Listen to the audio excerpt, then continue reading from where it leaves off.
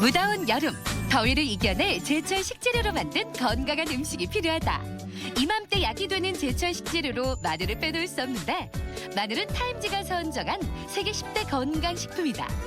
또 마늘에는 살균 작용을 하는 알리신 성분이 풍부해 면역력 강화는 물론 항암 효과까지 뛰어난 것으로 알려져 있는데 오늘 건강밥상에서는 대표적인 슈퍼푸드 마늘과 함께한다. 마늘은 원기 회복에 탁월한 효능이 있어 고대 이집트 시절부터 애용되어 온 음식입니다. 알리신을 비롯한 400여 종의 영양성분이 풍부해 콜레스테롤을 낮춰주고 성인병을 예방하며 면역력을 강화하고 암과 당뇨 예방에도 효과적인 음식입니다. 마늘 반쪽을 꾸준히 섭취하면 위암, 대장암의 발병률이 각각 50%, 30%씩 감소하는 효과가 있으므로 오늘부터 바로 드시는 걸 권해드리겠습니다. 통마늘은 들었을 때 묵직하고 마늘의 쪽수가 많은 것보다 적은 것이 좋은데 짜임새가 단단하면서 알차 보이는 것을 선택하자. 우리 밥상의 단골 식재료인 마늘은 한식뿐만 아니라 양식에도 많이 활용이 되는데요. 오늘은 마늘을 뭉근하게 끓인 부드러운 마늘 크림 스튜 만들어 볼게요. 마늘에 풍부하게 함유된 비타민 B는 우리 몸의 에너지 대사를 원활하게 해준다. 또한 풍부한 유기성 게르마늄과 셀레늄 성분은 암세포의 억제와 예방에 도움을 주는 것으로 알려져 있다. 마늘 크림 스튜 만들기 첫 번째, 우선 마늘을 손질하자. 껍질을 벗긴 마늘의 꼭지에는 이물질이 들어있고 쓴맛을 내기 때문에 반드시 제거해 주어야 한다. 보통 깐마늘 많이 구매하시죠? 이 깐마늘을 고르실 때는 작고 마른 것보다는 둥글면서 알차고 향이 강한 것이 좋습니다. 이번엔 버섯과 채소를 준비하자. 버섯은 먹기 좋은 크기로 자르고 양파와 소시지, 토마토도 적당한 크기로 잘라 준비한다. 이어서 감자와 껍질을 벗긴 가지도 썰어서 준비하자. 이제 채소들을 볶을 차례. 먼저 냄비에 버터를 녹이고 준비한 마늘과 감자, 양파, 가지를 넣은 후 노릇해질 때까지 볶아준다. 재료가 충분히 볶아졌다면 냄비에 반쯤 되도록 물을 붓고 치킨 스톡도 함께 넣은 후 끓여준다.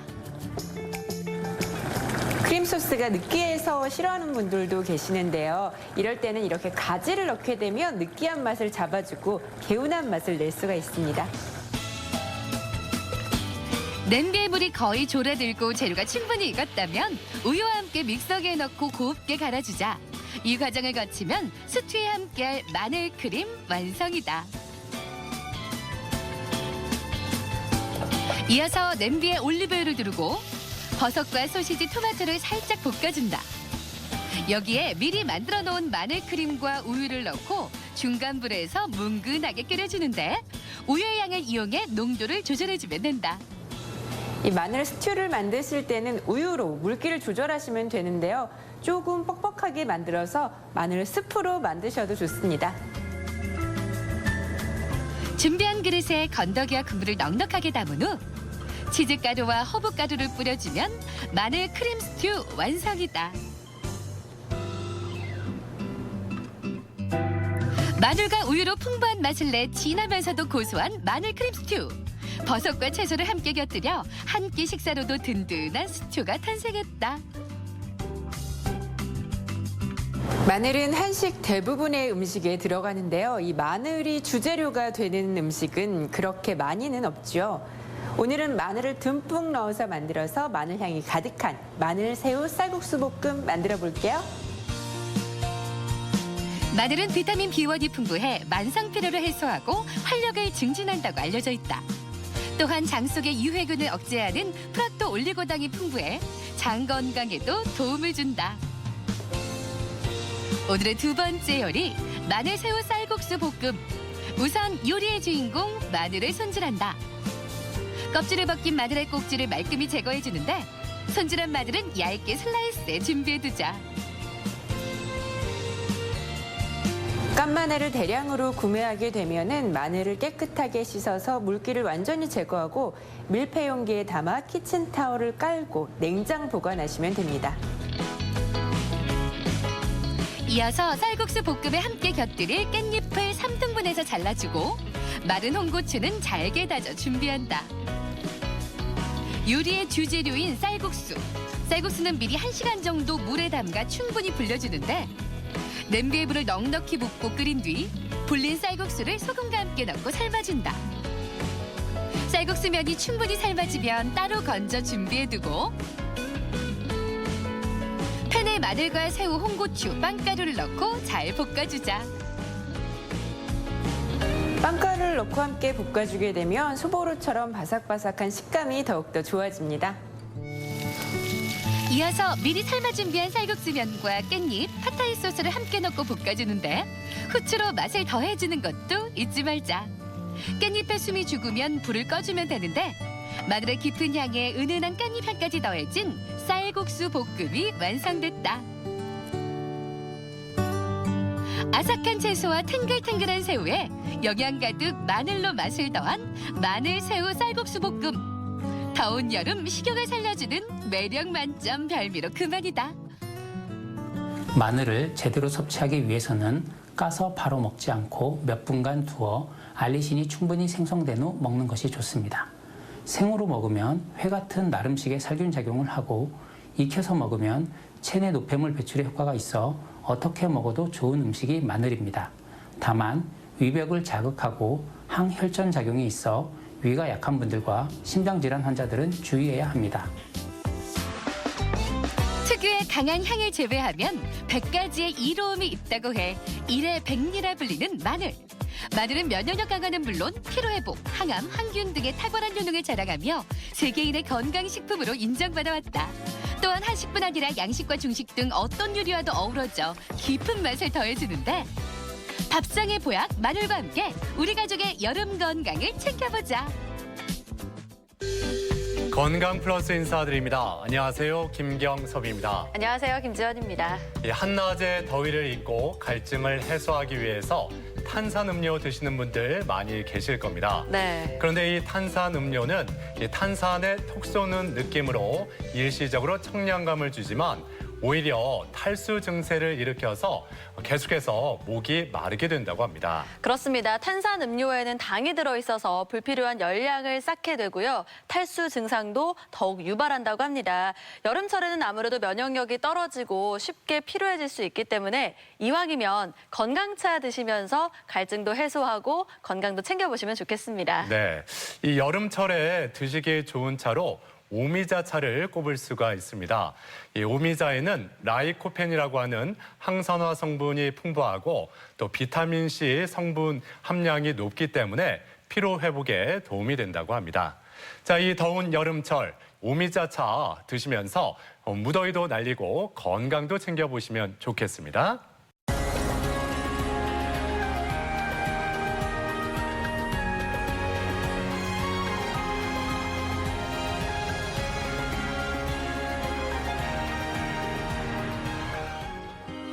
우리 목 중앙, 식도 앞에 위치한 나비 모양의 내분비기관 갑상샘. 갑상샘에서 분비되는 호르몬은 체온 유지와 성장 발달을 돕고 인체 모든 기관의 기능을 조절하는데 이 갑상샘에 생기는 악성 결절을 갑상샘암이라고 한다. 갑상샘암은 남성보다 여성에게서 더 많이 발병하며 여성의 암 중 발병률 1위를 차지하고 있다. 갑상선 호르몬을 분비하는 갑상선에 생기는 악성 결절입니다. 결절이라는 건 혹인 거고 악성이라 함은 갑상선 안에만 있는 것이 아니라 갑상선 외부 조직이나 멀리 있는 장기인 폐나 뼈 등으로 전이를 할 수 있는 특성을 의미합니다. 갑상샘암은 진행 속도가 느린 탓에 흔히 거북이암으로 알려져 있다. 또 일찍 발견해 치료하면 5년 생존율이 95%에 이를 정도로 완치율이 높다. 하지만 갑상샘암 중에서도 일부 유형은 생존율이 낮으며 다른 장기로 전이될 가능성이 있는 만큼 방심은 금물인데 오늘 TV 주치에서는 조용한 침입자 갑상샘암에 대해 자세히 알아본다. 네, 이 갑상샘암은 진행 속도도 느리고 치료 효과도 좋기 때문에 흔히 거북이암, 착한 암이라고 불립니다. 네. 그런데 이 갑상샘암도 전이가 될 수 있고 또 그 종류에 따라서 치명적일 수도 있기 때문에 우리가 결코 방심해선 안 된다고 하잖아요. 네, 그렇습니다. 착한 암이라고 하는 것도 어디까지나 다른 암과 비교했을 때 얘기고요. 특히나 젊은 층의 경우에는 예상 외로 암의 진행 속도가 빠르게 전개될 수 있어서 각별한 주의가 필요한 질환이라고 합니다. 네, 이 갑상샘암은 초기에 증상이 거의 없기 때문에 조기 발견이 어려울 수도 있다고 하는데 오늘은 이 갑상샘암에 대해서 자세히 살펴보겠습니다. 네. 오늘 도움 말씀을 위해서 을지대학교 병원 외과 이슬기 교수 나오셨습니다. 안녕하세요. 안녕하세요. 네, 우리가 흔히 갑상선이라고 알고 있는 이 갑상샘, 요즘에는 갑상샘으로 더 많이 부르고 있습니다. 네. 자, 먼저 이 갑상샘이 정확히 어디에 위치해 있고 또 어떤 역할을 하는지부터 짚어주시죠. 그림을 보면서 설명드리겠습니다. 갑상샘은 우리 몸의 목의 앞쪽에 위치해 있는 기관입니다. 남성의 경우 목 앞에 톡 튀어나와 있는 아담의 사과라는 부위가 있는 갑상연골이 있는데요. 이 갑상연골에서 2, 3cm 아래 부분에 갑상선의 중앙 부분이 위치하고 있습니다. 이 중앙 부분을 통해서 오른쪽 그리고 왼쪽 갑상선이 길게 연결이 돼 있고 나비 모양의 형태를 이루면서 숨구멍인 기관을 감싸 안고 있는 구조를 띠고 있습니다. 갑상샘은 우리 몸에서 에너지를 내는 역할을 하는 호르몬인 갑상샘 호르몬을 분비시킵니다.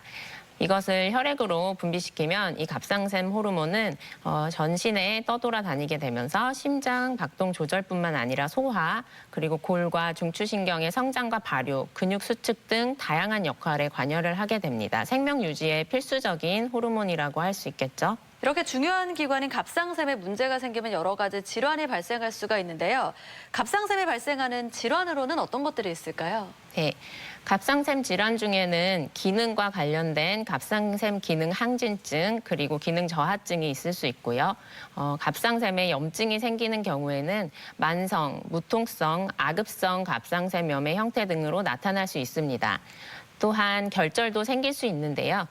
액상낭종, 양성결절, 악성결절로 크게 나눌 수 있는데 악성결절이라고 하는 게 우리가 흔히 알고 있는 갑상샘암을 말하는 것입니다. 네, 그러니까 이 갑상샘에 생기는 혹이 악성결절일 경우에 갑상샘암이다 이렇게 말씀을 하셨는데 구체적으로 이 갑상샘암 어떤 질환인지 설명을 해주시죠. 네. 우선 우리 몸에 생기는 암은 밖에 외부에서 들어오는 것이 아닙니다. 우선 정상세포들이 그림에서 보시는 바와 같이 정상세포들이 특정 변화를 일으키게 되고 이것들이 암세포로 변하게 되면서 증식이 되겠고 어느 정도 크기를 형성하는 결절이 형성되게 됩니다. 갑상선에도 이런 변화가 생길 수 있고요. 어느 정도 크기가 자라게 되면은 만져지는 혹 또는 갑상선 초음파를 했을 때 보이는 결절이 됐을 때 저희가 진단을 할 수 있게 됩니다. 이러한 갑상샘 암의 종류도 다양할 것 같은데요. 어떤 것들이 있습니까? 갑상샘을 이루고 있는 세포는 다양합니다. 어떤 세포에서 생기는 암이냐에 따라서 종류가 달라질 수 있습니다. 그중에서도 표에서 보시는 바와 같이 가장 흔한 것이 갑상샘 유두암입니다. 예후가 가장 좋은 것으로 알려져 있고요. 그다음 두 번째로 많은 것이 갑상샘 여포암입니다. 마찬가지로 예후가 괜찮습니다. 그 이외에 세 번째로 많은 것은 수질암입니다. 그리고 미분화암이라는 것도 발생할 수 있는데 또 나이가 많으신 분들에서 갑작스러운 경부의 종물이 커지는 그런 증상으로 내원했을 때 미분화암으로 진단되는 경우들이 있습니다. 네, 갑상샘 암의 종류를 쭉 살펴주셨는데 그중에 가장 흔한 게 유두암입니다. 유두암의 발생률 추이도 한번 짚어주실까요? 네, 갑상샘 유두암은 국립암센터의 보고에 따르면 현재 2016년도까지의 데이터를 보았을 때 우리나라에서 발생하는 암들 중에서 가장 많은 발생률을 보이고 있습니다. 12년도까지 가장 많이 증가했다가 현재는 조금 감소 중인데요. 인구 10만 명당 40에서 50명 정도의 발생률을 보이고 있습니다. 네, 그리고 이 갑상샘암이 여성에게서 더 많이 나타난다 이런 이야기를 들은 적이 있는데 실제로 이 성별에 따라서 그 발생률이 어떻게 차이가 나는지 이 점도 좀 말씀해 주시죠. 네, 마찬가지로 그림에서 국립암센터에서 보고한 2016년도 성별에 따른 암종 발생 분율을 보시게 되면 남성에서는 갑상선 암이 4.6%를 차지하는 반면 여성에서는 18.8%를 차지하고 있습니다. 보시는 바와 같이 남성보다 여성에서 훨씬 많이 발생하는 암이 갑상샘 암입니다. 그렇게 여성에게서 많이 나타나는 이유, 아무래도 여성의 그 호르몬 변화가 남성보다 더 심하기 때문이다. 이렇게 이해하면 될까요? 어떻습니까? 사실 갑상샘암의 원인으로는 여성 호르몬이나 이런 것이 영향을 미친다고 보고되어 있지는 않습니다. 그 외에도 갑상샘암의 원인은 다양하게 연구돼 왔었는데요. 아주 직접적인 영향을 주는 것으로는 가족들 사이에 갑상샘암에 관련된 유전적 변이가 있는 경우, 그다음 어린 시절에 다량의 방사선에 노출된 경우에는 명확하게 갑상선암이 증가하는 것으로 되어 있습니다. 또한 비만도 여러 암의 발생을 증가시키는 것으로 되어 있는데 갑상샘암에서도 마찬가지고요. 요오드가 부족한 경우에도 갑상샘 여포암이 많이 생길 수 있다라고 보고가 되어 있기도 합니다. 결국 유전이나 다량의 방사선 노출의 경우에는 매우 적은 분율을 차지하기 때문에 대부분의 갑상샘암은 아직 그 원인이 밝혀져 있지 않은 상황입니다. 이번에는 갑상샘암의 증상에 대해서 한번 살펴보겠습니다. 갑상샘암 중에서도 가장 많이 발생하는 유두암의 경우에는 어떤 증상들이 나타나나요? 네. 갑상샘 유두암의 경우는 환자분들께서 굉장히 작을 때 검진을 통해서 내원하십니다. 그래서 전형적으로 대부분 무증상을 보이시는 게 특징이고요. 하지만 증상이 발생하는 경우가 있는데요.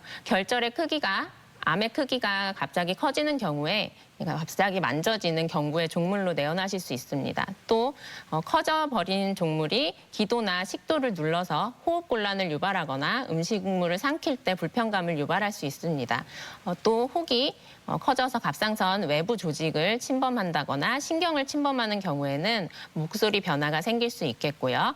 또한 림프절이나 타장기 전이가 있을 때에는 림프절이 커지기 때문에 가운데가 아닌 목 바깥쪽 부분에서 만져지는 혹으로 느껴져서 내원하실 수가 있겠습니다. 자, 건강 플러스 오늘 이렇게 갑상샘 암에 대해서 알아보고 있습니다. 그럼 여기서 병원을 직접 찾아가서 환자들을 만나보고 진단법과 치료법에 대해서 살펴보겠습니다. 화면으로 만나보시죠. 연령대가 높아질수록 증가하는 일반적인 암과는 달리 젊은 연령대에서도 많이 발병하며 특히 여성에게 주로 나타나는 갑상샘암. 갑상샘에 암이 생기면 호르몬을 분비하는 갑상샘의 기능이 떨어져 신체 대사에 다양한 문제를 일으킨다. 하지만 그 증상이 눈에 띄지 않아 알아차리지 못하는 경우가 적지 않다. 오늘 어디가 불편해서 오셨어요? 저 평상시에 좀 먹을 때 목에 걸리는 느낌이 좀 나고 목에 좀 만져지는 것 같아서 진료 받으러 왔거든요. 그럼 혹시 이전에 갑상선 검진을 받아보신 적이 있으세요? 저 한 번도 없어요. 목에 걸린 것 같은 느낌이 있다고 하셨었는데 그러면 목소리가 변하거나 쉰 것 같은 느낌은 없으셨었어요? 아니요, 그런 증상은 특별히 없었던 것 같거든요. 대부분 갑상샘암의 경우 특별한 증상이 나타나지 않는다. 하지만 결절의 크기가 큰 경우 목 부위에 압박감을 유발할 수 있으며 음식물을 삼키기 불편하고 쉰 목소리가 나오기도 한다. 이 환자분은 만져지는 목에 결절은 없었습니다. 하지만 초음파 검사상 1.5cm 정도 되는 양성 결절로 의심되는 병변이 있었습니다. 이 이후에 양성인지 악성인지 알기 위해서 초음파 유도하에 미세침 흡인 세포 검사가 필요한 상태입니다.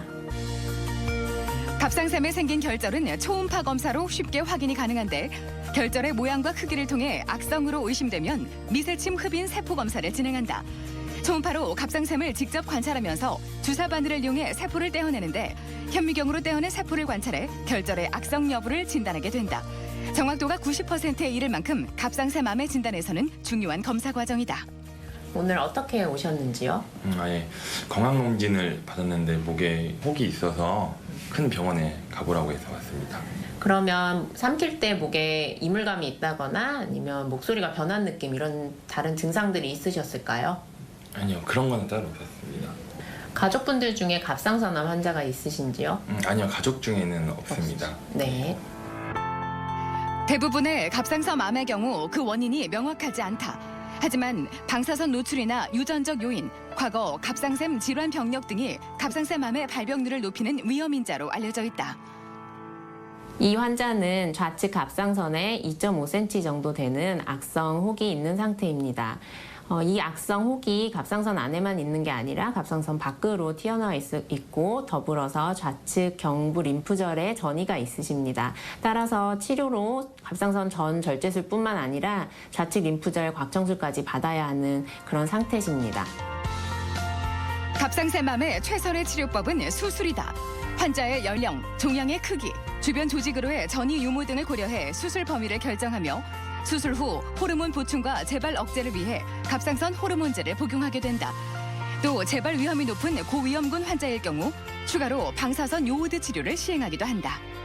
갑상선암의 대부분은 착한암이라고 해서 전이나 재발이 흔하지 않긴 합니다. 하지만 그중에 5에서 10% 정도에서는 저희가 지금 진단을 할 수는 없지만 굉장히 재발과 전이가 빠른 경우가 있고요. 그럴 경우에는 혹이 굉장히 커져서 주변의 다른 중요한 장기들을 침범하게 됩니다. 또한 폐전이나 골전이가 유발되게 되면 환자의 생명을 위협할 수도 있습니다. 따라서 빨리 발견하고 빠른 치료를 하는 것이 환자분들에게는 꼭 필요한 일이라고 할 수 있겠습니다. 암 중에서 위험성이 낮고 생존율이 높아 착한 암이라고 불리는 갑상샘암. 하지만 착한 암이란 말도 조기 발견과 빠른 치료가 이루어지는 경우에 해당된다. 전체 갑상샘암의 10에서 25% 정도는 난치성 암에 해당되는 만큼 방심은 금물인데 갑상샘암의 완전 정복, 조기 발견과 빠른 치료가 중요하다는 점을 명심하자. 네, 병원을 찾아가서 환자들을 만나보고 갑상샘 암에 대해서 살펴봤습니다. 네, 방금 화면에서도 확인했듯이 갑상샘 암의 진단은 비교적 쉽게 내릴 수가 있다고요. 네, 갑상샘암의 진단에는 기본적인 검사와 추가적 검사로 이루어집니다. 환자분들이 처음 오시게 되면은 삼킬 때 혹시 불편감이 있으셨는지 아니면 만져지는 혹이 있는지 문진을 하게 되고요. 이제 촉진을 해서 만져지는 혹이 실제 있는지 어느 위치에 있는지 신체 검사를 하게 됩니다. 여기서 근데 가장 중요한 검사는 경부 초음파와 미세침 흡인세포 검사라고 할 수 있겠습니다.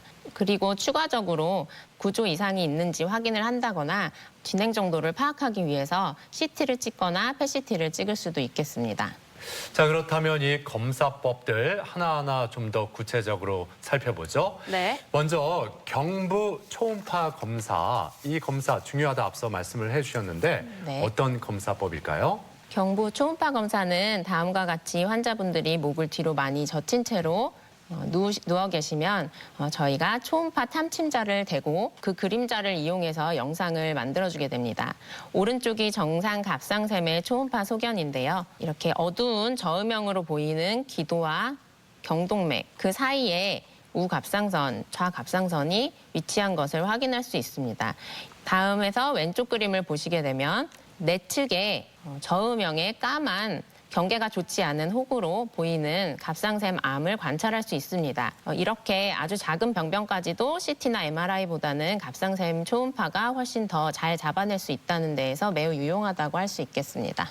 그리고 기본적인 검사 중에서 미세침 흡인세포 검사도 있었습니다. 이 검사법은 어떤 걸까요? 미세침 흡인세포 검사는 보시는 그림에서와 같이 진행됩니다. 초음파를 댄 상태에서 이런 얇은 바늘침을 이용해서 혹 안으로 바늘침이 잘 들어가는지 보면서 바늘침이 혹 안에 들어간 순간에 세포를 흡인하게 됩니다. 이렇게 흡인된 세포들을 가지고 현미경으로 확인을 하여서 세포의 모양이 어떤지, 악성인지 양성인지 그것들을 확인하게 되는 것입니다. 그렇다면 이 미세침 흡인 세포 검사 결과에 따라서 이 치료 방향도 결정이 된다 이렇게 이해하면 될까요? 어떻습니까? 네, 맞습니다. 그래서 미세침 흡인 세포 검사는 크게 5가지 결과로 보고되게 됩니다. 비진단적이라거나 비정형적인 모양을 보이는 결과를 보고받게 되면 저희는 다시 한번 미세침 흡인 세포 검사를 하게 되어 있습니다. 그리고 양성이다 이렇게 나오면은 혹시 양성이어도 커질 수 있기 때문에 추적 관찰을 하면서 커지게 되면 수술을 한다거나 하게 됩니다. 이제 악성이 의심된다거나 여포 종양이 의심되는 경우에는 치료적인 목적 그리고 진단적인 목적을 위해서 수술을 하게 되어 있습니다. 이러한 검사를 통해서 수술을 해야겠다 이렇게 결정이 난 경우에는 수술을 시작을 할 텐데요. 수술 범위는 어떻게 될까요? 네, 수술의 범위는 환자분이 갖고 있는 암의 진행 정도에 따라서 다릅니다. 우선은 갑상샘암이 한쪽에만 국한돼 있으면서 다른 곳에 전이가 전혀 없고 크기도 작고 이럴 경우에는 한쪽 옆 절제술을 하게 되어 있습니다. 만약에 갑상샘암이 양쪽에 위치해 있으면서 갑상선 밖으로 튀어나가 있거나 아니면 외부 다른 조직에 전이가 있다라고 할 때에는 전 절제술을 꼭 시행하게 되어 있고, 그리고 만약에 측경부 림프절에까지 전이가 있을 경우에는 측경부 림프절 곽청술까지 추가로 시행하게 되어 있습니다. 그다음에 이 갑상샘 암의 위험 요인에 따라서 수술 범위나 방향이 또 결정될 수 있을까요? 네, 갑상샘암의 위험 요인은 다양한 것들이 많이 있습니다. 근데 저희가 그것을 환자별로 다 산정을 해서 만약에 저위험일 경우에는 재발이나 예후가 좋을 것으로 예측되기 때문에 옆절제술만 시행을 하고 있습니다. 하지만 고위험에 속한다라고 했을 때는 전절제술과 림프절 곽청술을 한 뒤에 추가적인 보조 치료도 필요하게 됩니다. 주변 조직을 침범하였거나 나이가 많거나 암이 많이 크다던가 할 때는 고위험 요인에 속하기 때문에 전절제술, 림프절 곽청술, 보조 치료가 필요하게 되는 것이죠. 그런데 아무래도 갑상샘이 목 부위에 있다 보니까 수술하는 것도 쉽지 않을 것 같다는 생각이 들거든요. 어떤 방법으로 수술이 이루어질까요? 네, 우선 수술의 방법으로는 목 바로 앞에 절개선을 넣어서 하는 경부절개 수술법이 있습니다. 이것이 가장 전통적인 수술 방법이고요. 그 외에 근래에는 내시경 수술법, 로봇 수술법들이 개발되어 오고 있습니다.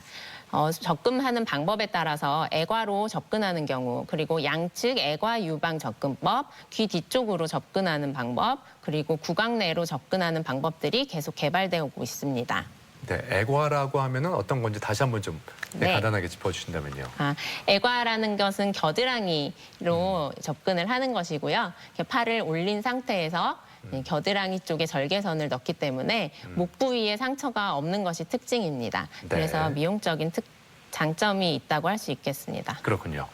자, 그렇다면 이 수술법 중에서 먼저 그 전통적인 수술법이라고 하는 이 경부절개법에 대해서 좀 더 구체적으로 말씀을 해주시죠. 우선 환자분들이 전신 마취를 하시게 되면은 이렇게 목을 과도하게 이렇게 꺾은 상태로 이제 눕게 되시고요. 그다음 피부 절개를 목 앞에 5, 6cm 정도 넣게 됩니다. 이 상태에서 안으로 들어가서 근막을 절개해서 갑상선을 노출시키게 됩니다. 중요한 구조물들은 보존을 잘 살리면서 보존을 하고요. 갑상선을 적출하게 됩니다. 이 사진에서 보시면은 처음에는 이렇게 피부에 상처가 있지만 많이 9개월 정도, 1년 이렇게 지나면서 상처가 옅어지는 것을 볼 수 있습니다. 이런 경부절개법과 달리 목에 상처가 남지 않는 수술법 중 하나가 바로 애과 접근 로봇 수술법이었습니다. 이 방법도 한번 짚어주실까요? 네. 겨드랑이 부위에 5에서 6cm 정도 절개선을 넣고 그다음에 근육과 지방 사이를 따라서 저희가 이제 터널을 만들게 됩니다. 터널링을 하게 되고 이 방법을 통해서 목 앞까지 접근을 하여서 갑상선을 노출시키게 됩니다. 이렇게 갑상선을 노출시키는 수술 공간을 만들어 놓고요. 그 다음에는 이제 이 공간으로 로봇 팔들을 넣어서 수술을 진행하게 되는 것입니다. 자, 그렇다면 이 겨드랑이 말고 다른 경로를 통해서 수술을 하는 방법도 혹시 있을까요? 다른 경로들도 다양하게 개발되어 오고 있고 계속 진행이 되고 있습니다. 우선 양측 애과 유방 접근법도 있고요. 귀 뒤로도 목 앞까지 터널을 뚫어서 수술을 하는 귀뒤 접근법도 있습니다. 그리고 최근에 개발된 구강내 접근법의 경우에는 아예 피부에 절개선이 남지 않는 방법이라서 적극적으로 다들 시행을 하면서 개발되고 있는 방법입니다. 그러면 이러한 로봇 수술의 장점과 단점이라고 하면 어떤 것들이 좀 있을까요? 장점은 우선 굉장히 로봇 팔 끝에 달린 기구들이 미세하게 움직일 수 있기 때문에 주변 조직과 신경의 손상을 최소로 줄이면서 수술을 할 수 있다는 것이 있습니다. 또한 전통적인 경부절개법으로 할 때보다는 목 부위 불편감이나 감각 이상이 훨씬 덜합니다. 하지만 단점으로는 수술비가 고가인 점, 또한 암이 너무 크거나 아니면 주변 조직으로 침범이 너무 심해서 다른 조직까지도 많이 절제해야 되는 그런 수술이 커지는 경우에는 로봇 수술이 불가능합니다. 이렇게 악성 결절을 이 수술을 통해서 제거한 이후에 또 어떤 추가적인 치료가 필요한 건지, 만약에 필요하다면 어떤 치료법이 있는지 설명해 주시죠. 네, 앞서서 설명드렸듯이 고위험군의 경우에는 전절제 수술을 하고 이후에 추가적인 보조 치료가 필요합니다. 크게 두 가지로 나뉘게 되는데요. 갑상샘 자극 호르몬 억제 요법과 방사성 요오드 치료가 있습니다. 이 갑상샘 자극 호르몬 억제 요법은 수술 이후에 갑상샘 호르몬을 복용을 하시는데 좀 고용량으로 복용하시는 방법을 얘기를 하는 거고요.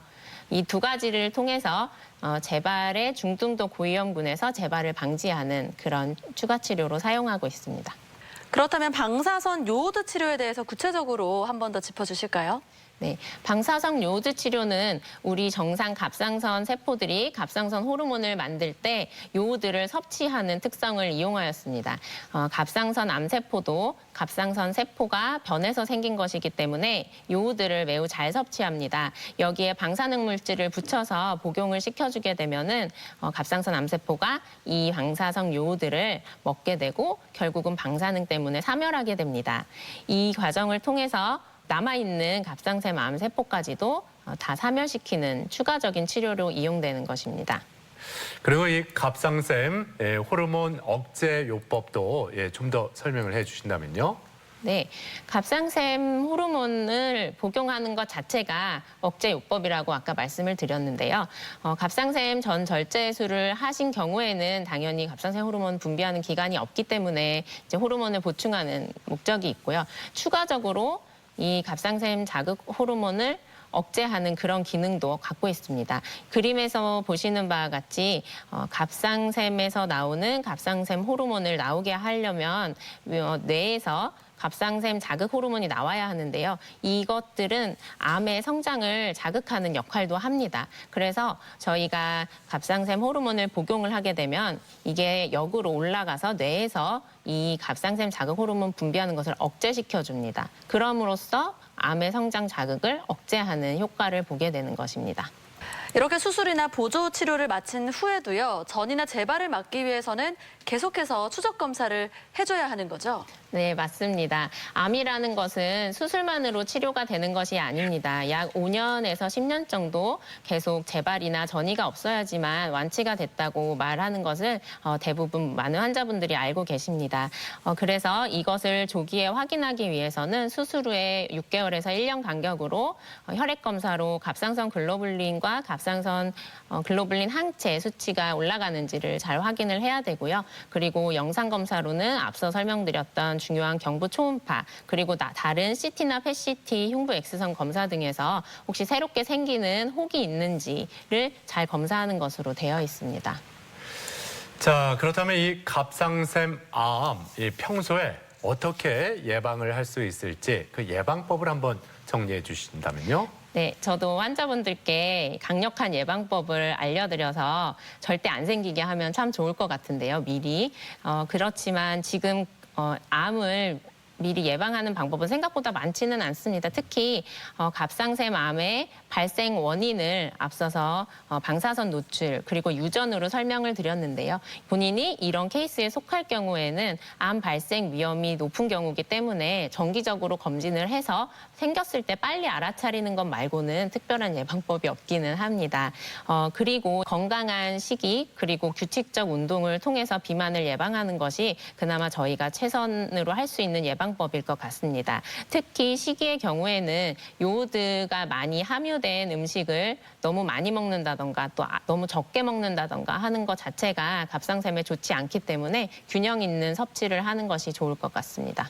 그렇다면 요오드 함유 음식 대표적으로 어떤 것들이 있나요? 네, 요오드는 바다에서 나오는 그런 생물들에서는 가장 많이 들어있는 것으로 되어 있습니다. 그래서 뭐 생선이나 어패류 당연히, 그리고 가장 많이 들어있는 게 소금입니다. 천일염. 그렇기 때문에 저희가 이제 요오드를 많이 섭취를 피해야 되는, 치료적인 목적으로 피해야 되는 경우도 있는데요. 네. 그럴 때는 환자분들께 그런 음식들, 또 유제품도 피해야 되고요. 네, 그런 거의 대부분의 음식에 너무 많이 들어 있습니다. 왜냐하면 소금에 들어 있기 때문에. 아, 그렇군요. 예. 네.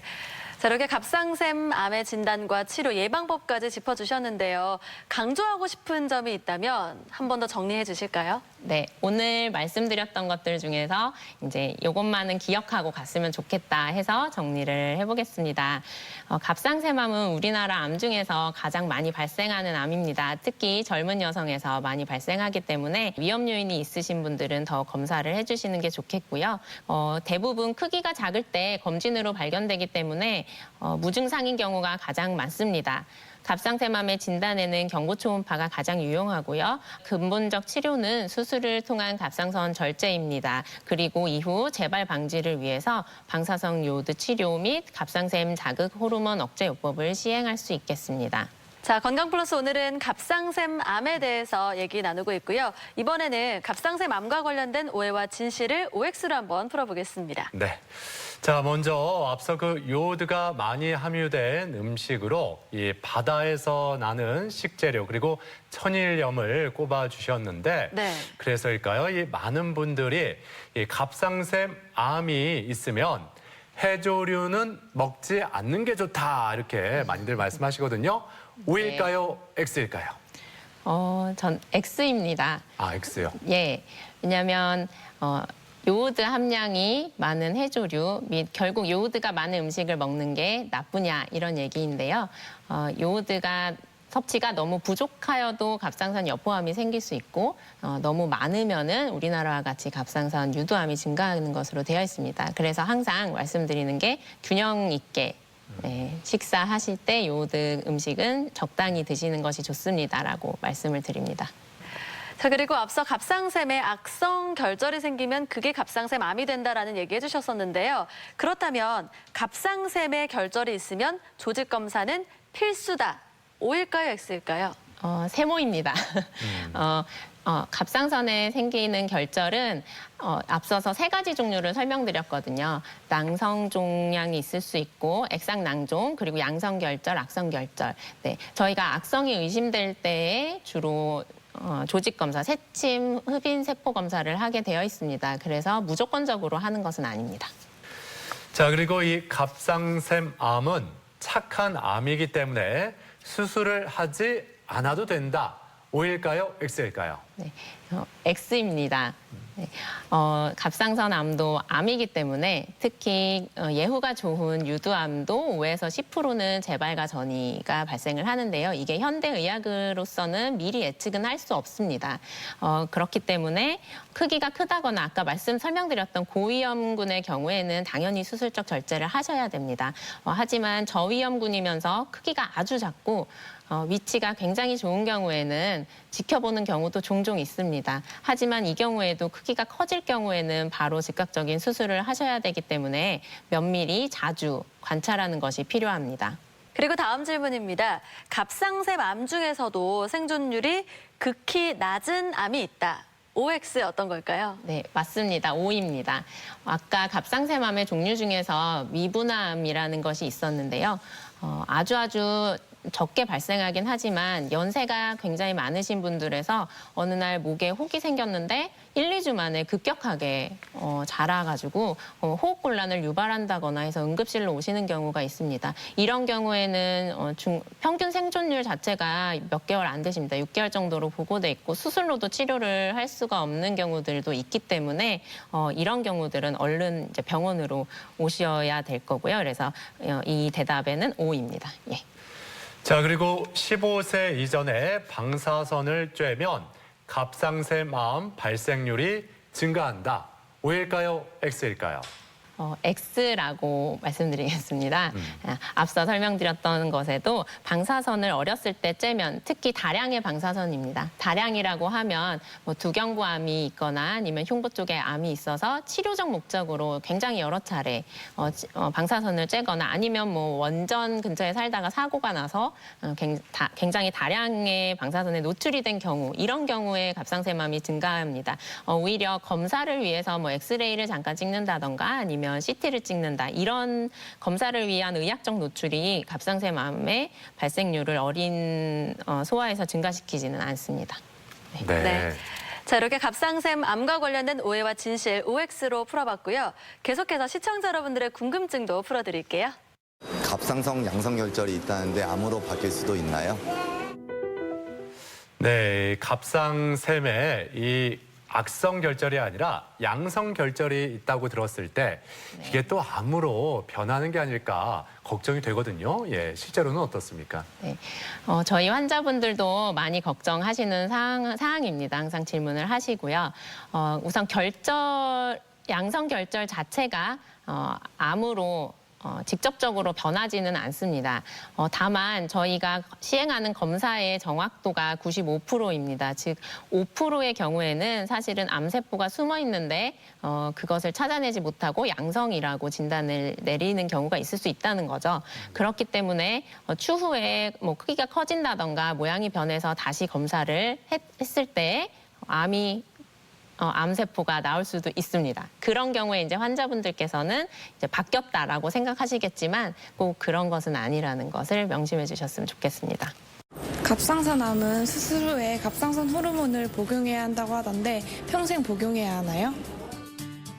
네, 갑상샘 암 수술 후에 갑상샘 호르몬을 복용해야 된다라고 했을 때 그 기간은 어느 정도로 생각을 하면 될까요? 네, 이것도 수술을 어느 정도 범위까지 했는지에 따라 다르겠습니다.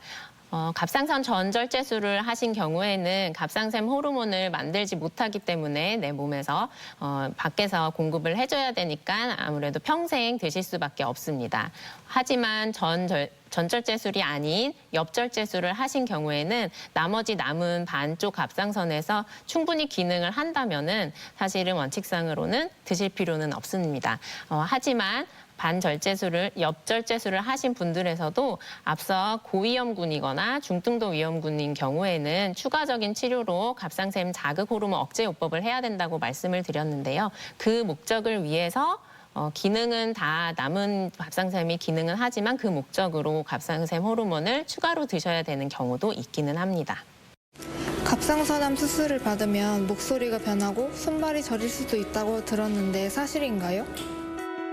네, 이 갑상샘암 수술 후에 목소리가 변하고 손발이 저릴 수 있다, 이런 얘기들 주변에서도 많은 분들이 하시거든요. 네. 예, 실제로 이렇게 변할 수가 있나요? 수술을 하는 동안 아까 중요한 구조물인 목소리 내는 신경이 있었고요. 그리고 칼슘을 조절하는 기관인 부갑상샘이 있었습니다. 이 기관들이 만약에 암이 너무 심해서 그 기관들에 침범이 돼 있다고 하면 어쩔 수 없이 그 기관들을 절제해내야 됩니다. 이럴 때는 이런 합병증들은 피할 수가 없을 것입니다. 하지만 대부분의 경우는 그렇게 많이 진행돼서 오시는 분들은 없거든요. 그래서 대부분의 경우 일반적인 경우에 갑상샘 절제술을 받은 이후에 이런 합병증이 생기는 경우는 굉장히 드뭅니다. 연구에서는 1% 미만으로 보고되어 있고, 그렇다 하더라도 6개월에서 1년 정도 지나게 되면은 모두 회복되는 경우가 대부분이십니다. 자, 그럼 끝으로요. 갑상샘 암에 대해서 꼭 기억해야 할 점을 한마디로 요약해 주시면 좋을 것 같습니다. 갑상샘 암은 네모다라고 한다면 네모를 어떻게 채워주시겠어요? 네, 저는 갑상샘 암은 개별 맞춤 질환이다라고 정의하고 싶습니다.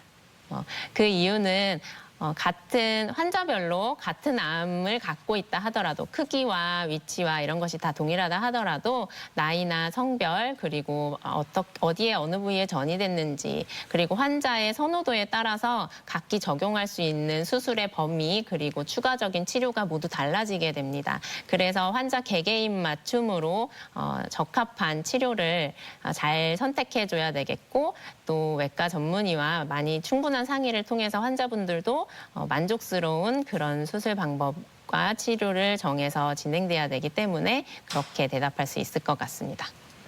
자, 오늘 이렇게 갑상샘 암에 대해서 자세히 알아봤습니다. 지금까지 도움 말씀에 외과 이슬기 교수였습니다. 오늘 말씀 고맙습니다. 감사합니다. 고맙습니다. 이 갑상샘 암이 아무리 착한 암이라고 불리더라도 조기에 발견되지 않고 적절하게 치료가 되지 않는다면 착한 암이 절대 아니라는 거 다시 한번 기억해 보시면 좋겠습니다. 네, 그렇습니다. 그리고 20, 30대에서도 많이 발병한다고 하니까 젊다고 안심할 수도 없는 거니까요. 정기적으로 갑상샘 초음파 검사하면서 관리 잘하셨으면 좋겠습니다. 네, 자 오늘 저희가 준비한 내용은 여기까지입니다. 이번 한 주도 건강하게 보내시길 바라고요. 저희는 다음 이 시간에 다시 인사드리겠습니다. 함께해 주신 여러분 고맙습니다.